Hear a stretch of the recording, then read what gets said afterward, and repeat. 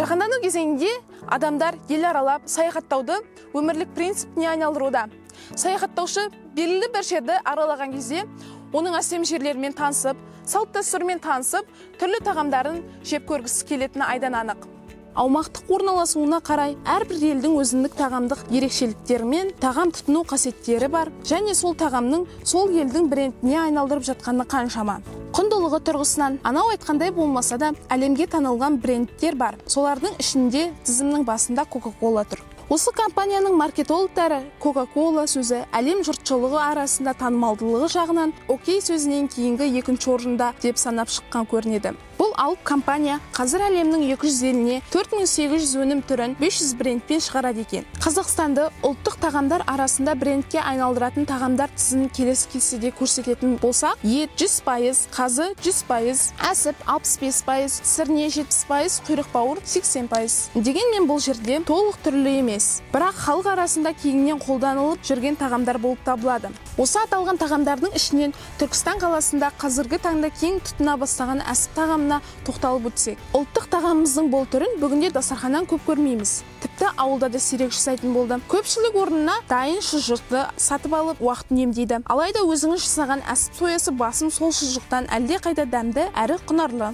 Әсіпті кей өңірлер бұжыр десе, енді бірі тағамның бұл түрін шыжмыш дейді екен. Қалаулы тағам қой сойған күні жасалады. Жаңа сойылған малдың ішегін айналдырып жуып тазалайды. Ет, жүрек, бауырды ұсақтап турап, бұрыш, тұз, күріш салып, аздап су құйып араластырады, қазан айналдырғандай ішекке осы салманы тығады. Аузын түйетте суға салып 50-60 минут қайнатады. Әсіп тек ішектен емес, қойдың бүйенінен де жасалады. Бүгінгі таңда батыс, шығыс елдерінде дамыған мемлекеттерін және ежелден ерекше өз құндылығын жоғалтпаған елдер жайында әрбір адам көріп білгісі келетіні анық. Туризм саласы қазақ жерінде де жақсы деңгейде дамып келе жатыр. Әрбір адам өзінің барып аралап көргісі келетін сол барған елдерімен тереңірек танысып, көз тартарлық әсем жерлерімен әдемі тағамдарын дәм ауыз тигісі келіп құмартатын тағы бар. Мысалға, көрші Өзбекстан Республикасын алып қарайтын болсақ, атақты Самарқанд қаласының наны, Ташкент қаласындағы Бешқазан орталығындағы сырттан барған туристер жемей қайтпайды. Жеген адам бұл тағамдардың дәмін ерекше тіл үйре тәтті екенін айтады. Сол секілді, мен де бүгін өз қаламның символы деп санайтын әсіп жайлы өз ойымды жеткізгім келеді. Түркістан қаласындағы базар орталығындағы пісірілетін әсіп тағамы десе басқа қала тұрғындары сұрайтыны Түркістан қаласындағы әсіптің дәмінің кереметтілігін айтып жатады. Әсіресе әсіп тағамын Түркістан қаласындағы тұрғындары өте жақсы көреді. Әсіптің дәмін татып, жеген адамдар қайта жегісі келіп, арнайы келіп жеп кетеді. Түркістан қаласындағы дәл осы әсіпті жеу үшін еліміздің басқа да бірнеше қалаларының арнайы әсіпке келіп жеп жатқан халықтың қарасы өте көп. Ішкі туристерде арнайы келіп жеп жатады. Тіпті Түркістан қаласының экс-әкімі Рашид Аюповтың өзі де осы базар орталығында әсіпті қарапайым халықпен жейтін кездері де болған екен. Осы орайда Түркістан қаласында арнайы өз үйінде әсіпті пісіріп сататын Олжан Алпамысованы айтпай кету мүмкін емес. 1995 жылы әсіпті арнайы базарға келіп, әсіп сатушыларға көтерме бағада өткізіп кетіп отыр. Әсіп сатуды Түркістанда алғашқыларының бірі болып бастаған. Ұлттық тағамға деген сұраныс көктем мен күз жаз мезгілдерінде көбірек болады дейді. Олжан Алпамысованың айтуына қарағанда, тек Түркістан облысынан ғана емес, Қызылорда, Алматы, Астана қалаларынан да тапсырыс жиі түсетінін жасырмады. Сонымен қатар әсіп сату арқылы талай танымал тұлғалармен танысқан. Өзі жасаған ұлттық тағамнан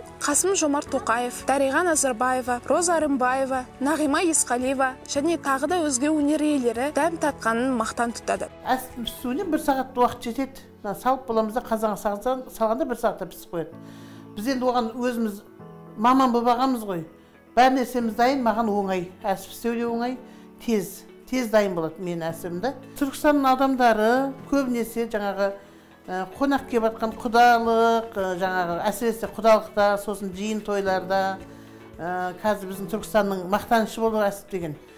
Дәл осы керемет әсіп пісіретін базардағы орталықтың орналасқан жерін кеңейтіп, заманауи шығыстық үлгіде салынып, қаламызға келген туристерді міндетті түрде апарып, дәмін татқызып, оны жеген соң өз еліне қазақ жерінде арнайы Түркістан қаласында ерекше дәмді әсіп орталығы бар екенін айтса, әсіп тағамы басқа елдерге таралып, Түркістан қаласының аты жаһанға танымал болар еді. Себебі туризмді дамыту үшін халықаралық тәжірибеге сүйенетін болсақ, әр қаланың өз тағам символы болады. Кез келген елде сырттан келген туристер мен қонақтар міндетті түрде сол қаланың базарына барады.